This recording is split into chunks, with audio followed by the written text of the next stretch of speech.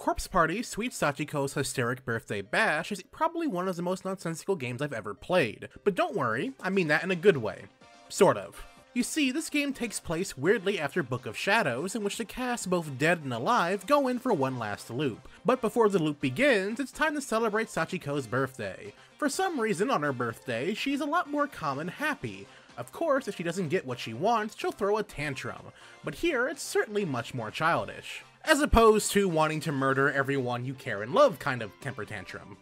Overall, the game is a series of 7 vignettes, ranging from cook-offs to quiz shows, to even Japanese game shows. The game and its story is just packed of references, and again, it certainly has no problems at all being weird. In fact, I'd say it goes all out in the weirdness factor. Because they're all vignettes, they aren't all that connected. There's certainly no issue with this, however, some characters show up a lot more often than others. Not to call it an issue, but after a while you do notice a huge disparity in the cast being used. One guy shows up for the first few minutes of the game and is not seen again until the final few scenes, for instance. Each scenario is written by a different person, so I guess it may have something to do with it, but I digress. In case you haven't noticed yet, this is a visual novel through and through. For this, I'd really recommend sitting back and enjoying the show. Of course, as a visual novel, there are choices to be made. Some correct, but most of them incorrect. The thing is, though, not all of the bad endings are all that bad. In one of them entitled Who's Your Daddy, Sachiko requests a piggyback ride from one of the adults in the group, saying she's never had a father figure growing up, and so he does just that by playing the fatherly role in this scene. And that's it.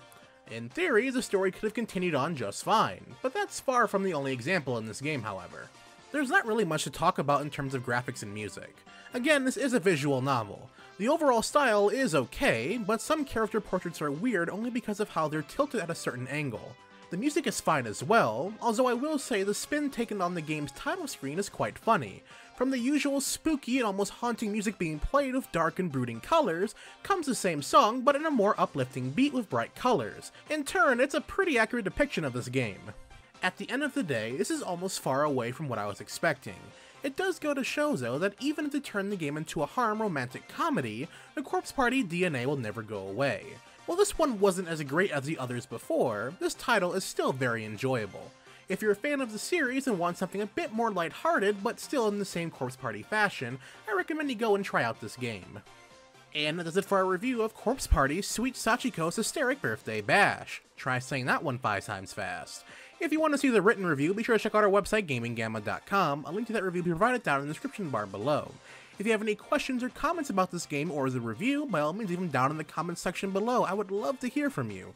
Also, if you're just finding out my channel for the first time through this review, hey, be sure to subscribe for future reviews, commentaries, let's plays, and more. And before we head off, I'd like to thank all of my patrons on Patreon for making today's review possible. And as always, everyone, thanks for watching.